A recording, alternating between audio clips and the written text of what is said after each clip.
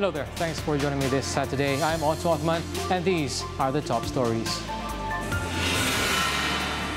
Fourth body found in Bukit Kukus landslide tragedy.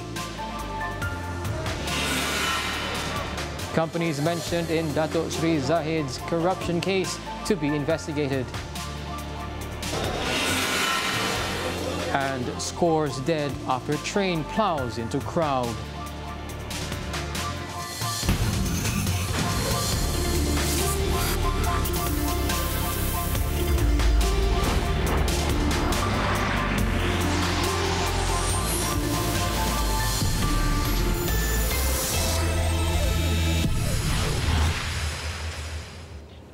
We begin tonight's bulletin with the latest updates on the Bukit Kukus landslide tragedy in Pulau Pinang.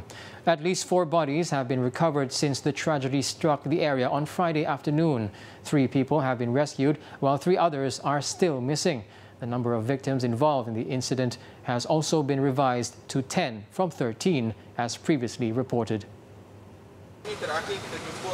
Northeast District Police Chief Assistant Commissioner Zaimani Che Awang said the revision was made after taking into account the statements from the victims' family members.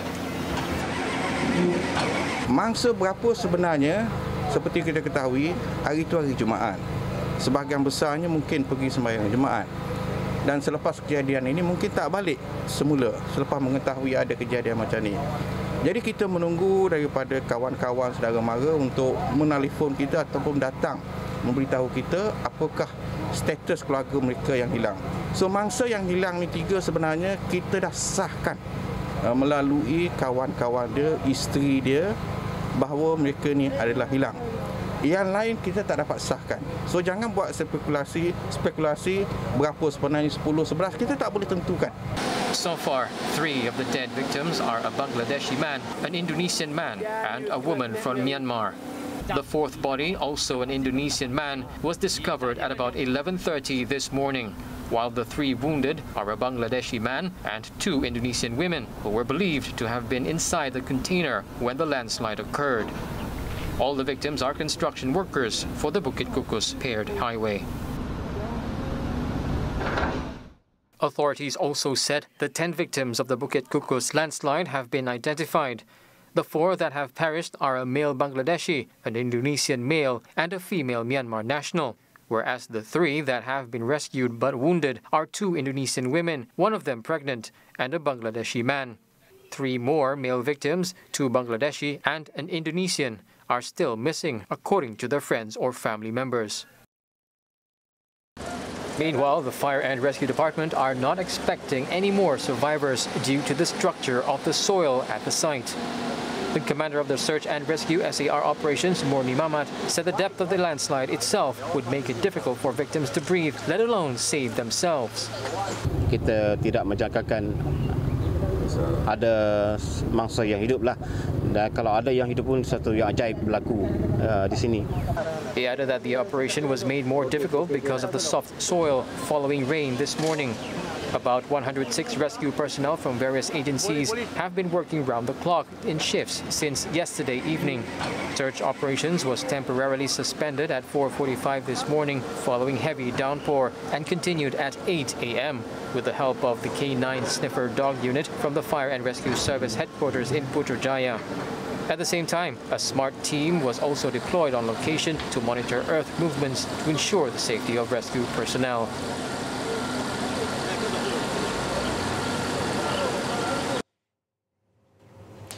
Meanwhile, a ginger tabby used up one of its 9 lives today after it was rescued from under the rubble of the Bukit Kukus landslide. The kitty was covered in mud and appeared almost lifeless, with 2 of its legs broken when rescuers extracted the feline from the debris and brought it to safety. The feline find was a small, positive development in an otherwise tragic accident.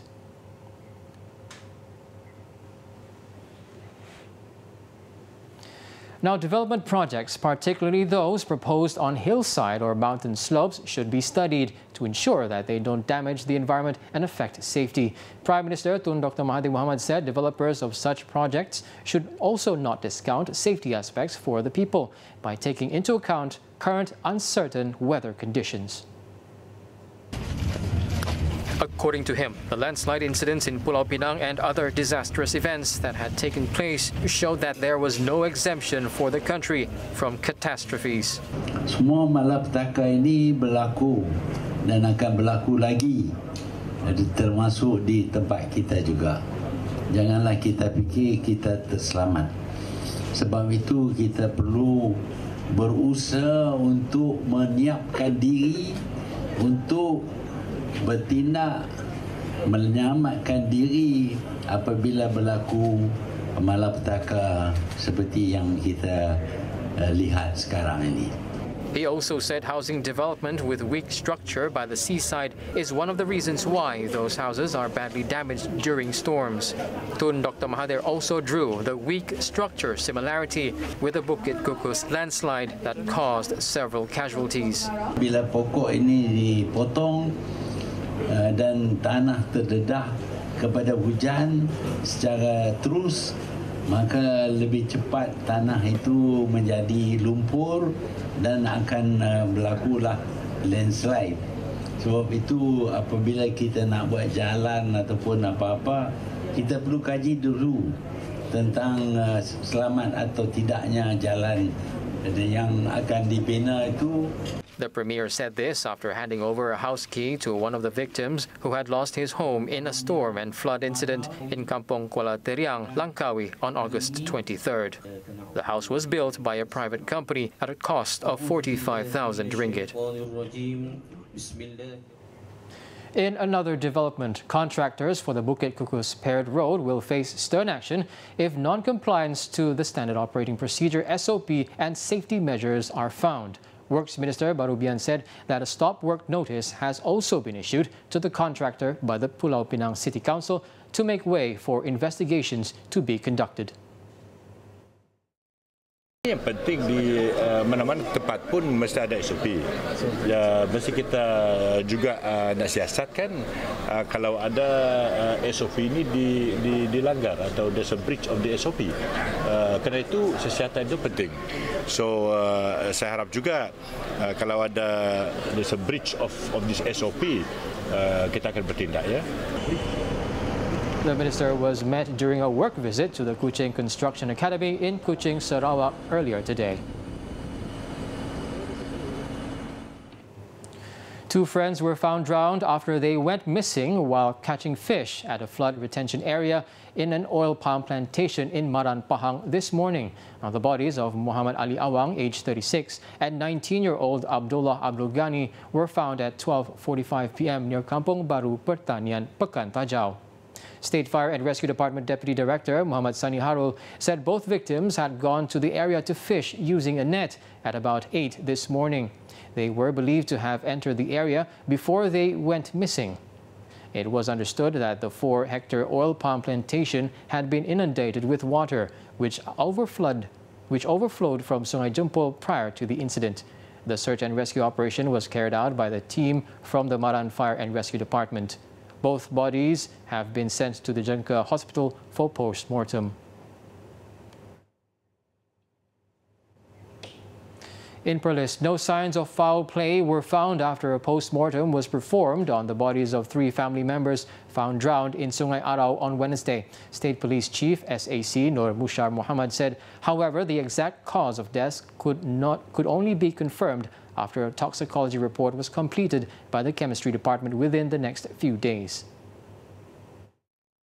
In a statement issued today, SAC Nur Mushar said the post-mortem conducted on the body of 35-year-old Norzalina Baharom, her mother Norma Pin, aged 64, and her father Baharom Ahmad, 66, at the forensic unit of the Sultanah Bahia Hospital in Alostar was completed yesterday. Their bodies were recovered on Thursday. Baharom's body was found at a sluice gate of Sungai Tambun Tulang in Sempang 4. His wife Norma's body was found in Sungai Tambun Tulang, while Norzalina's body in Sungai Arau near Kampung Belat Batu. Yesterday, police obtained a remand order to detain the couple's 37-year-old son to assist investigations into the case. According to his statement, his parents and sister drank poison before plunging into the river at 2:45 a.m. on Wednesday, but Muhammad Zali, who decided against it and swam to safety. Authorities also said the bodies were identified by Norzalina's husband and Norma's grandniece. Moving on, the Malaysian Anti-Corruption Commission, MACC, will be investigating all companies involved in Datuk Seri Ahmad Zahid Hamidi's corruption case. Its Deputy Chief Commissioner of Operations, Datuk Seri Azam Paki, said any company and persons involved in corruption activities will not escape investigation. We investigate whoever involved in corruption matters.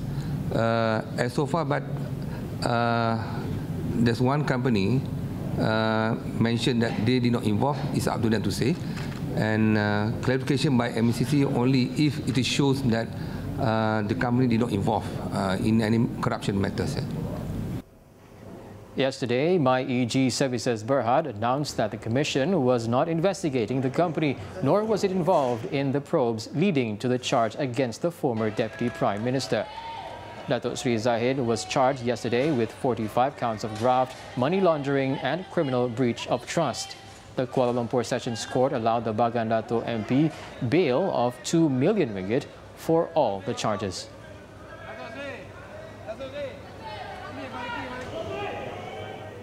In the meantime, the Immigration Department said it will only bar Datuk Seri Zahid from leaving the country if there is such a request by the authorities.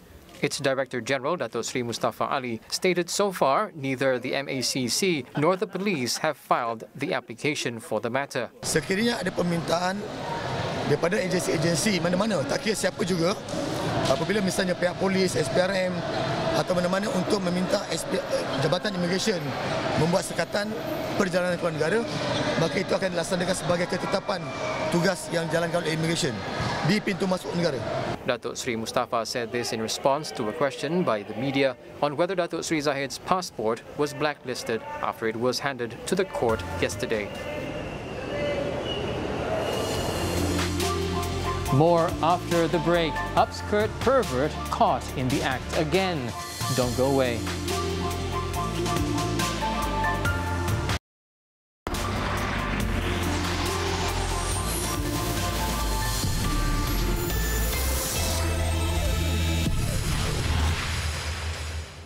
Welcome back. Now let's take a look at our daily segment Clickbait on what's trending and making rounds in the cyber world today.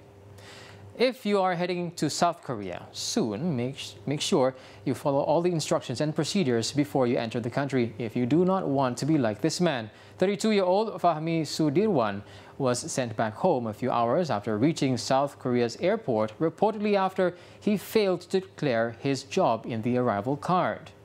He shared his experience in the Road to Korea page, which has since gone viral on social media. According to the post, when he arrived at the Incheon International Airport on October 4th, he was called by the South Korean immigration authorities and questioned about his job. Fahmi explained that he did not declare his job in the arrival card because he assumed that it was not going to be any issue as he never faced such problem during his trips to other countries before this. After nearly 9 hours of interrogation, he was escorted to a plane and sent back to Malaysia, as the South Korean immigration officers decided not to let him enter the country.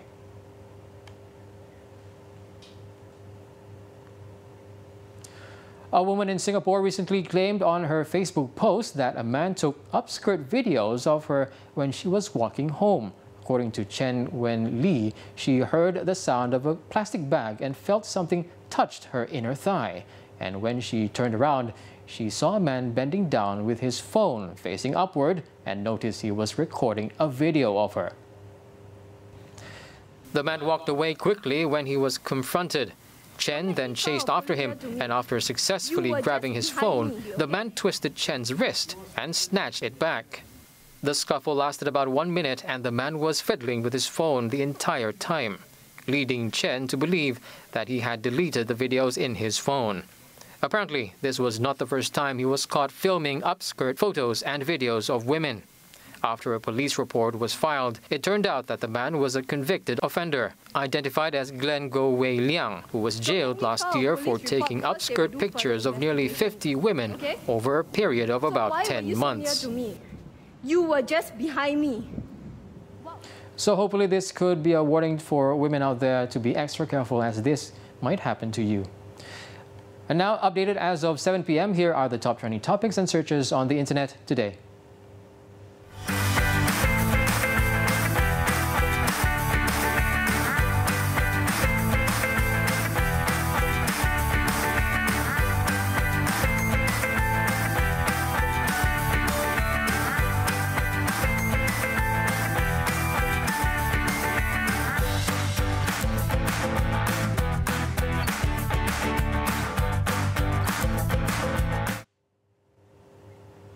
Now on to the PKR party elections. Polling in 8 PKR divisions in Negeri Sembilan began today, involving 36,970 members.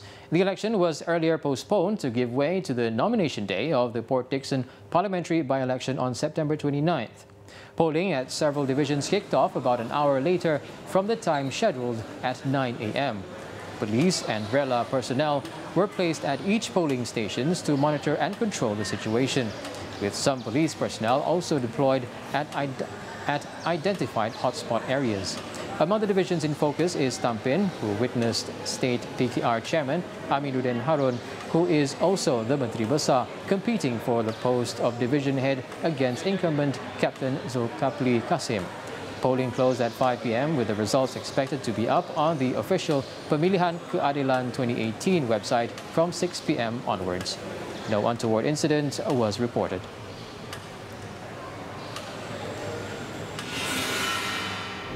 In Malacca, PKR polls for 6 divisions also started today for its 9,387 party members eligible to vote for the party's leadership. All of the divisions are Alor Gajah, Masjid Tanah, Kota Malacca, Tangga Batu, Jasin and Machap Jaya. Members cast their votes using the electronic voting system. It was also understood that the voting officers at polling stations were not from Malacca to avoid any biased situations. Police and RELA personnel were also placed at the polling stations to ensure no untoward incidents occur. Meanwhile, Malacca PKR has launched an investigation into alleged vote buying in the ongoing party polls at one of its divisions. Its state chairman, Datuk Seri Syamsul Iskandar Muhammad Akin, said he had received a report that a candidate was giving out 50 ringgit cash to each party member to gain their votes. Misalnya semalam kita dapat laporan di Bertam Jaya kan, ada percubaan untuk memberikan wang RM50. Tapi yang kita dengar itu adalah kabar angin kan, cakap-cakap. Jadi saya fikir get me the evidence. Kalau betul ada, saya akan segera melaporkan kepada SPRM. He added that stern action will be taken to those found involved in such misconduct. Datuk Seri Syamsul Iskandar, who is seeking re-election as party vice president, also urged all PKR members to vote during the party elections. After finalizing investment agreement totaling over 800 million ringgit from Japan, this time Malaysia has secured another investment commitment of some 550 million ringgit from South Korean investors, with overall investment reaching a whopping 1.35 billion ringgit in both countries. The trade and investment mission, led by International Trade and Industry Minister Datuk Darrell Laking for the first time, has been deemed a success. Sarah Abdullah reports from Seoul, South Korea. On the 550 According to Datuk Darrell, Malaysia received the investment commitments from multinational companies involved in the chemical production as well as the electric and electronic sectors. This type of investment will teach also how people to be on a high skill jobs. It will also create employment besides adding to the liquidity into our market. I'm very proud that the investments that we had secured will bring Malaysia a notch up again. He added the trade and investment mission was one of the many measures by the ministry to bring investments into the country and pledged to bring in more, especially from the advanced technology sector this year. Over 140 business meetings were scheduled with potential investors during the 2-day mission in Seoul, while its business opportunity seminar was attended by over 300 South Korean delegates. The mission, which kick-started in Tokyo, Japan last week, then proceeded to Osaka before it pulled the curtains down in Seoul yesterday. From our craze over Korean cosmetics and spicy noodles to even K-pop and K-dramas, it is obvious that South Korean brands have a huge influence in Malaysia. And with the ever fast developing technology in this country, it explains why our Prime Minister decided to revive the Look East policy, which also includes South Korea in the policies list. Now, after a week, that wraps up our report from the Trade and Investment Mission. I'm Sarah Abdullah together with my camerawoman Wee Yot-ting, signing out now from Seoul, South Korea.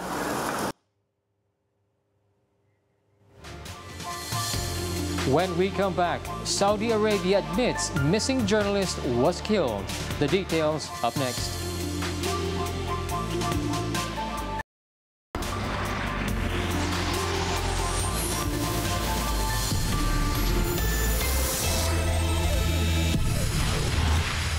We're back with 4 News. In India, a speeding train ran over a crowd of people seated on tracks, killing at least 60 and injuring dozens others late on Friday. The deadly incident occurred on the outskirts of Amritsar in the northwestern state of Punjab, along a local train line that connects the city to Jalandhar. It was believed that the train had failed to stop when it struck hundreds of people who had earlier gathered to watch the burning of an effigy as part of the Dussehra festival celebrations. Officials were still trying to ascertain the extent of the disaster, as there were dismembered body parts strewn around the rail tracks. Friends and relatives of the victims stood around in shock, with many sobbing and appeared to be distraught by the sight of the tragedy. India's Prime Minister Narendra Modi said on Twitter that he was extremely saddened by the accident and had asked officials to provide immediate assistance to those affected.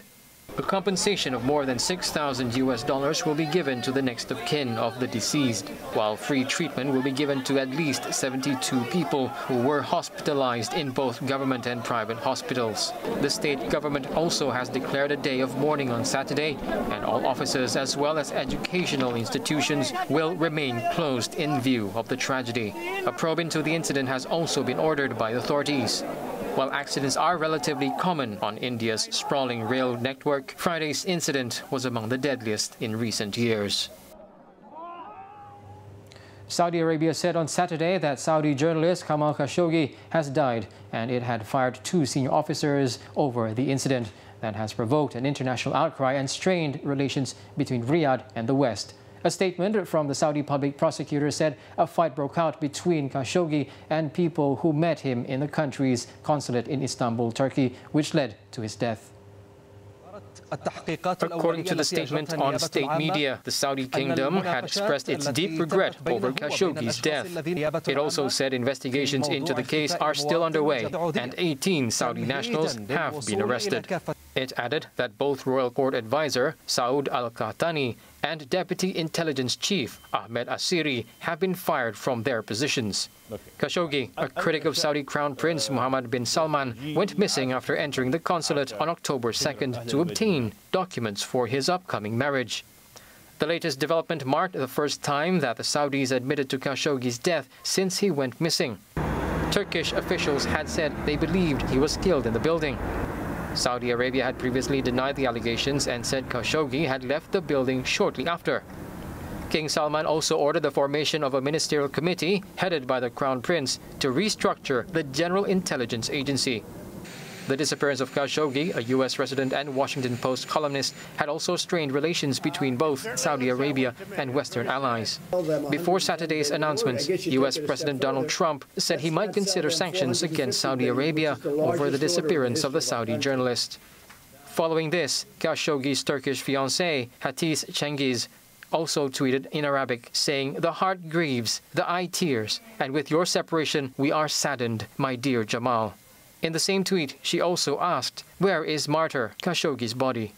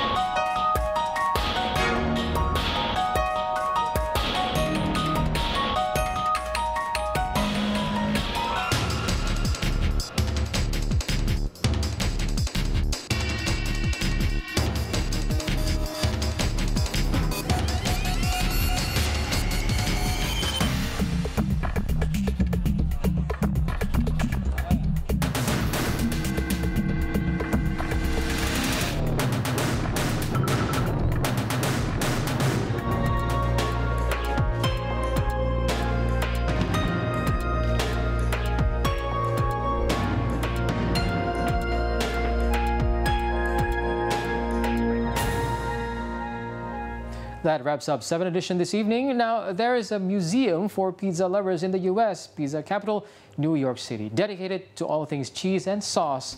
But there's more to it that meets the tongue. Take a look. I'm Tonton. Thanks for tuning in and have a lovely weekend.